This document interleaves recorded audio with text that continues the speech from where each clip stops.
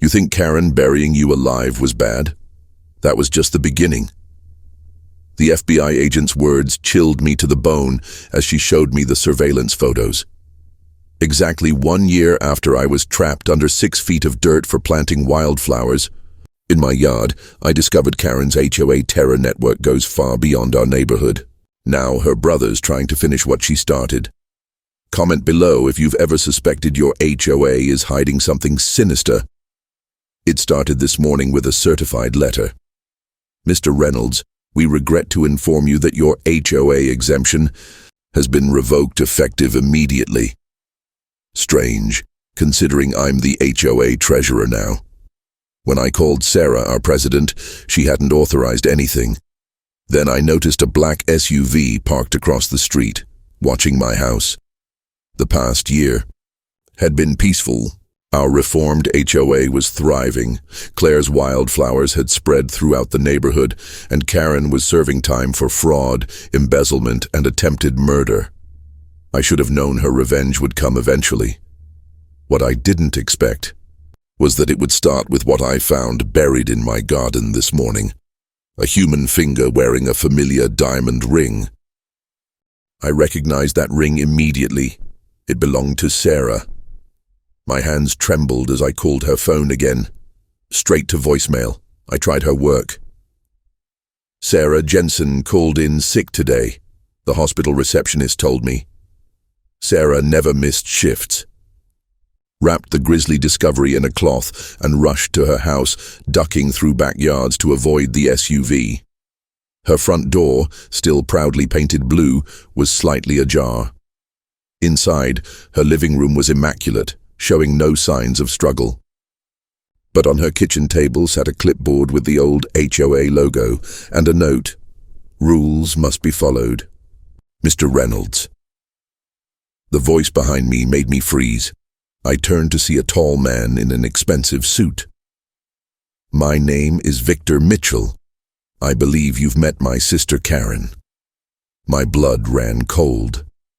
So this was Karen's mysterious brother who'd been funneling HOA contracts through shell companies. Where's Sarah? I demanded. Victor's smile was eerily similar to Karen's, somewhere contemplating the importance of following regulations. Don't worry, she's still alive, for now. He held up his phone, showing Sarah bound to a chair in what looked like a basement. Unlike my sister, I don't rush to extreme measures.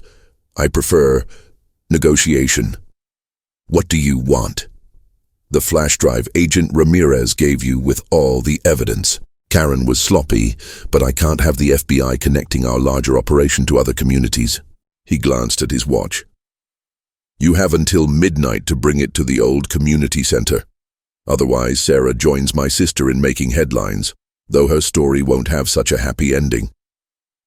Before I could react, he was gone. I immediately called Agent Ramirez but got her voicemail. The FBI task force had moved on months ago after Karen's conviction. I was on my own. I raced home to find my place ransacked. They'd already searched for the drive. Thankfully, I'd hidden it inside. Claire's garden angel statue. The drive contained everything: financial records, surveillance evidence, names of Karen's accomplices. But it also held something I hadn't told anyone about. A folder labeled Network with addresses of other neighborhoods across 5 states. Copied the files to my laptop before checking the time. 2:30 p.m., 9.5 hours to save Sarah.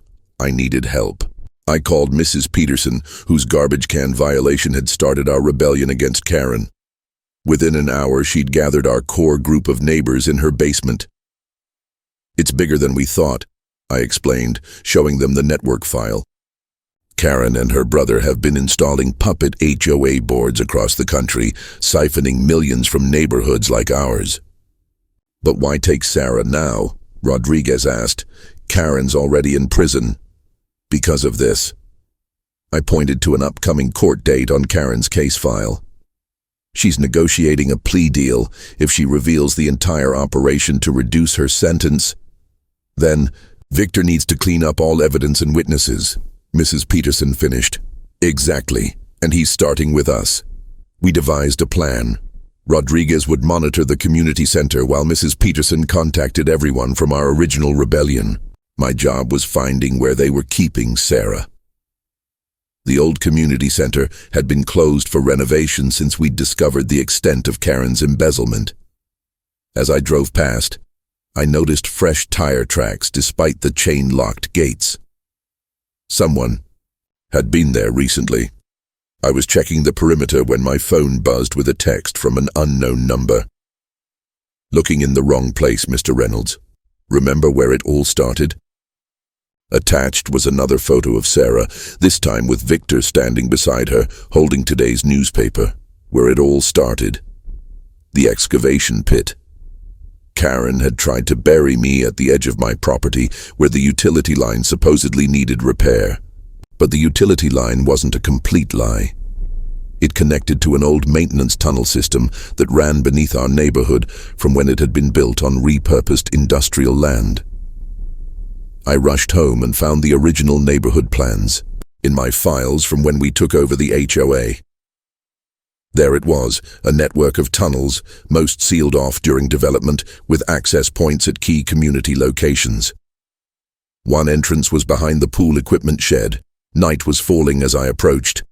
The community pool. 2 men in dark suits guarded the gate. Victor was taking no chances. I texted Rodriguez. Pool shed. Need distraction. Minutes later, car alarms erupted from the parking lot. As the guards moved to investigate, I slipped through the gate and behind the shed. The access door was disguised as an electrical panel. Inside, a ladder descended into darkness with only my phone's flashlight. I climbed down and found myself in a concrete tunnel, musty from disuse. Water dripped somewhere in the distance. I followed the main passage, hearing voices growing louder ahead. I turned a corner and stopped cold. I'd found where they were keeping Sarah, but I'd also found something much worse. The tunnel opened into a large underground room filled with filing cabinets, computers, and wall-mounted screens displaying live feeds from cameras throughout our neighborhood. Sarah was there, bound to a chair, a gag in her mouth. But what made my heart stop was what surrounded her. 5 other people similarly restrained. HOA presidents from neighboring communities who must have started asking the same questions we had. Ah, Mr. Reynolds, right on schedule. Victor stepped from the shadows, flanked by 4 men. I see you've discovered our command center. Command center? This looks more like a surveillance operation. Victor smiled, gesturing to the screens. HOAs are the perfect cover. People willingly sign contracts allowing us access to their properties, their financial information. They pay us to control them. He tapped a keyboard, bringing up footage from inside homes, living rooms, kitchens. The modern security systems we require all include backdoor access, very valuable to certain clients. I felt sick. You're spying on families. We're providing a service. Information is the new currency. Knowing when homes are empty, recording private conversations of judges, politicians, business leaders. You'd be amazed what people discuss in their living rooms. It wasn't just about embezzling HOA fees, that was merely their cover for something far more insidious, a massive surveillance and blackmail operation hiding behind suburban bureaucracy. The flash drive, Mr. Reynolds. Victor extended his hand. You've seen what we're capable of. Make the smart choice. Sarah caught my eye, slightly shaking her head despite her restraints. The flash drive was the only evidence that could bring down their entire network. If I give you this, you'll just kill us all anyway, I said. Victor sighed. Perhaps. But it's your only chance for a merciful end. He pulled out a gun. Your wife died slowly from cancer, didn't she? Wouldn't you prefer something quicker? The mention of Claire ignited something inside me. I glanced at Sarah again, noticing she was working at her restraints. I needed to buy time. How many neighborhoods are you watching? I asked. 37. Communities across 8 states, with more joining every month. Soon we'll have eyes and ears in homes of judges, FBI agents, corporate executives, everyone who matters. That's when I noticed the blinking light on my phone in my pocket. The call to Rodriguez was still connected. Everything Victor had just confessed was being broadcast to my neighbors, and hopefully they'd called the authorities. "You know what your problem is, Victor?" I said, slowly reaching into my pocket. "You're just as arrogant as Karen. You think you're untouchable." Victor laughed. "We essentially are. Who would believe an HOA conspiracy? It sounds ridiculous." "That's what Karen thought too." I pulled out the flash drive. Before she tried to bury me alive with witnesses watching, Victor motioned to one of his men. "Check him for weapons or devices." The man patted me down, finding my phone. "He's got a live call." Victor's face contorted with rage as he grabbed my phone and saw Rodriguez's name on the screen. "Who else?" "Heard this? Who else knows?" Before I could answer, the lights flickered. Someone was interfering with the power. Victor grabbed Sarah, pressing his gun against her head. "Nobody moves." That's when all hell broke loose. The ventilation grate above us crashed down, followed by Rodriguez dropping into the room. He'd found another way in through the tunnel system. In the same moment, Sarah, who had been working on her restraints all along, broke free and drove her elbow into Victor's stomach. The gun went off, the bullet hitting the ceiling as they struggled. Victor's men rushed toward them, but they'd forgotten about me. I tackled the nearest one, sending us both crashing into a computer station. Sparks flew as equipment shattered under our weight. The room plunged into darkness, emergency lights casting everything in an eerie red glow. I could hear fighting all around me. Rodriguez had brought friends. The neighbors we'd organized against Karen had come through again. Victor's men were trained, but they were outnumbered in the confusion. "The evidence," Victor shouted. "Get the flash drive." I scrambled away from the man I'd tackled, clutching the drive tightly. A hand grabbed my ankle, dragging me backward. I kicked blindly, connecting with something solid. The grip loosened. "Reynolds." Victor's voice cut through the chaos. I turned to see him by the tunnel entrance, Sarah once again in his grasp, gun pressed to her temple. The drive for her life. Final offer. Everything slowed down. I could see Sarah's eyes in the red emergency light, not afraid but determined. She mouthed one word. "Claire. Claire." My wife who'd fought until her last breath, whose garden had become a symbol of resistance against tyranny, who would never want me to surrender to bullies like Victor. "You know what, Victor? I learned something important from your sister." I held up the flash drive. "Sometimes you have to stand your ground." I threw the drive, not toward Victor, but into the sparking remains of the computer station. The plastic melted instantly. "No!" Victor screamed, momentarily distracted. That split second was all Sarah needed. She stomped down hard on Victor's instep, then drove her head back into his face. I heard the crunch of cartilage as his nose broke. The gun went off again, the bullet ricocheting off the concrete wall. I lunged forward, tackling Victor away from Sarah.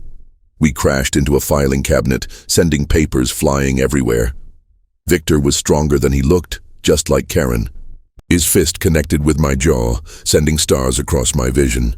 "You've ruined everything," he growled, wrapping his hands around my throat. As my vision started to dim, I saw movement behind Victor. Mrs. Peterson, 73 years old and wielding a fire extinguisher, swung with surprising strength. The canister connected with Victor's head with a hollow clang, and his grip loosened. "Nobody messes with our neighborhood," Mrs. Peterson declared, looking every bit the warrior despite her cardigan and sensible shoes. The fighting was dying down. Victor's men were outnumbered and surrendering. But Victor himself had recovered, diving for his dropped gun. He aimed it wildly, desperation in his eyes. "This isn't over. My people will—" His words cut off as the main tunnel entrance burst open and flashlight beams cut through the red-tinged darkness. "FBI, everybody down." "Agent." Ramirez led the charge, her weapon trained on Victor. "Mitchell, drop the weapon now." For a second, I thought he might shoot anyway.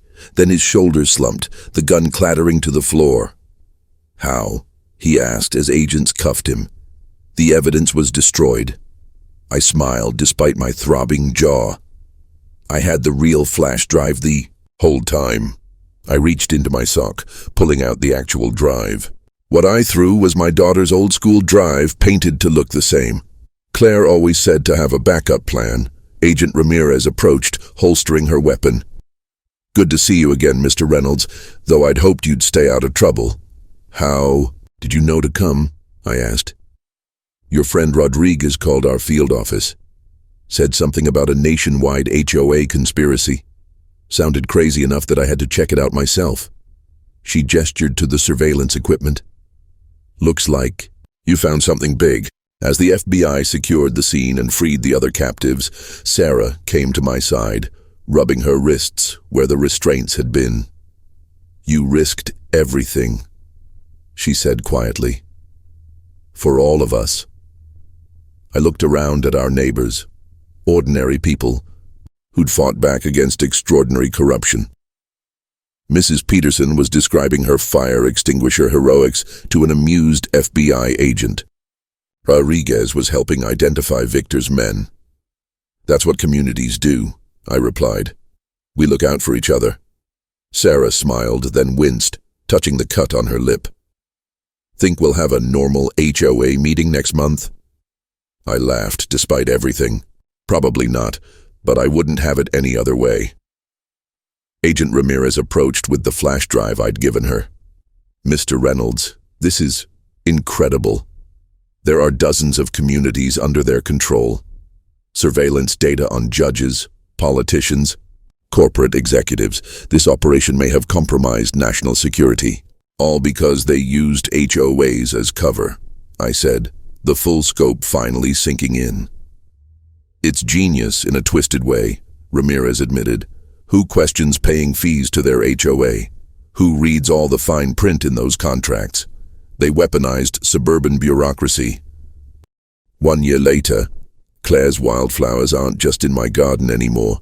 They've spread to front yards across the country. After the FBI investigation revealed the full extent of the Mitchell siblings' operation, communities nationwide began questioning their HOA structures. Victor and Karen are both serving lengthy federal sentences. The investigation expanded to 17 states, uncovering surveillance operations targeting over 200 government officials. What began with my simple protest against garden regulations ended up exposing one of the largest domestic spying operations in American history. Our neighborhood looks different now. We still have an HOA, but it exists to support the community, not control it. Blue doors, basketball hoops, and wildflowers are everywhere.